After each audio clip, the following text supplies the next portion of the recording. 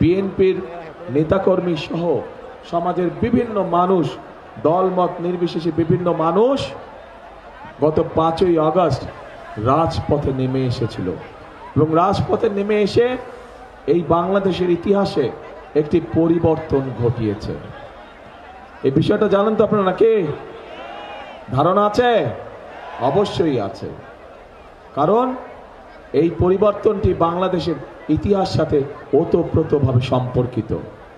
এখন প্রিয় ভাই বোনেরা, সেই পরিবর্তনের অংশ হিসেবেই যে এই যে পরিবর্তনটি হয়েছে, এই যে যেই মানুষগুলো আমাদের বহু লোক, হাজারো নেতাকর্মী সহ অন্য রাজনৈতিক দল সহ বিভিন্ন রাজনীতি করেন এমন মানুষও খুনের শিকার হয়েছে, নির্যাতনের শিকার হয়েছে, কিন্তু এই মানুষগুলো কিসের জন্য যুদ্ধ করেছিল, সংগ্রাম করেছিল? এই মানুষগুলো সংগ্রাম করেছিল এই যে এখানে হাজারো লক্ষ মানুষ আপনারা একত্রিত হয়েছেন, যারা সাধারণ মানুষ হিসেবে পরিচিত, যাদের ভোটের অধিকার গত 16 বছর যাবৎ কেড়ে নেওয়া হয়েছিল, কথা বলার অধিকার কেড়ে নেওয়া হয়েছিল, অর্থনৈতিক স্বাধীনতার অধিকার কেড়ে নেওয়া হয়েছিল। সেই অধিকারকে বাস্তবে রূপ দেওয়ার জন্য ওই মানুষগুলো তাদের জীবনকে উৎসর্গ করেছিল।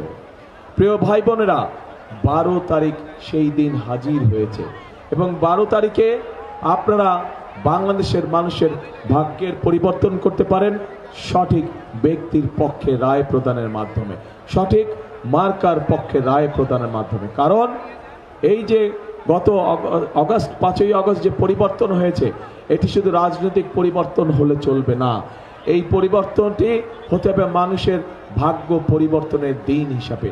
12 তারিখের নির্বাচন শুধু নির্বাচনের দিন হলে চলবে না, এই নির্বাচনের দিনটি হতে হবে মানুষের ভাগ্য পরিবর্তনের দিন। এবং সেই জন্যই বাংলাদেশের ইতিহাসে এই নির্বাচনটি একটি অন্যতম গুরুত্ব বহন করে।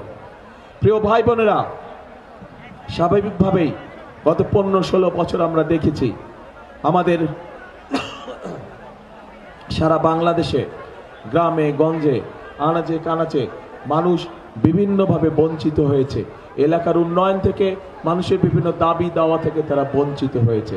আমরা দেখেছি ঢাকা শহর সহ কিছু বড় বড় শহরে কিছু মেগা প্রজেক্ট হয়েছে, কিন্তু একই সাথে আমরা দেখেছি মেগা প্রজেক্টের নামে মেগা দুর্নীতিও হয়েছে। সেই সময় আমরা যেমন খুন দেখেছি, গুম দেখেছি, মিথ্যে মামলা দেখেছি, গায়েবী মামলা দেখেছি, ঠিক একইভাবে আমরা প্রচণ্ড রকম দুর্নীতিও দেখেছি, মেগা মেগা দুর্নীতি দেখেছি আমরা সেই সময়।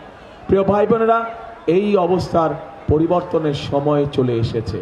এই অবস্থার পরিবর্তন করতে হবে, কিন্তু এই অবস্থার পরিবর্তন যদি করতে হয় ঠিক 5 তারিখে দল মত নির্বিশেষে বাংলাদেশের জনগণ যেমন রাজপথে নেমে এসেছিল, ঠিক একইভাবে আগামী 12 তারিখের নির্বাচনে আপনারা যারা ভোটার, আপনাদের সকলকে ভোট কেন্দ্রে নেমে আসতে হবে।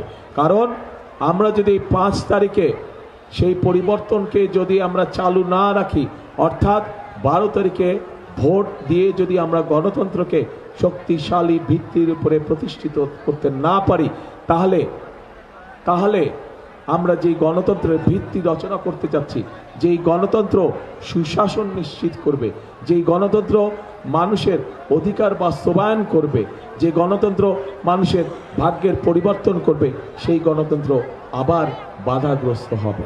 সেই গণতন্ত্র যদি বাধাগ্রস্ত না হয়, 12 তারিখের নির্বাচনের মাধ্যমে যাতে গণতন্ত্র প্রতিষ্ঠিত করা যায়, জনগণের নিকট জবাবদিহিমূলক সরকার প্রতিষ্ঠিত করা যায়, তার জন্য জনগণকেই সামনে এগিয়ে আসতে হবে। কারণ এই বাংলাদেশ কিভাবে চলবে, কিভাবে চলবে না, বাংলাদেশে কি হবে হবে না, তার সিদ্ধান্ত নেবার মালিক এই দেশের জনগণ।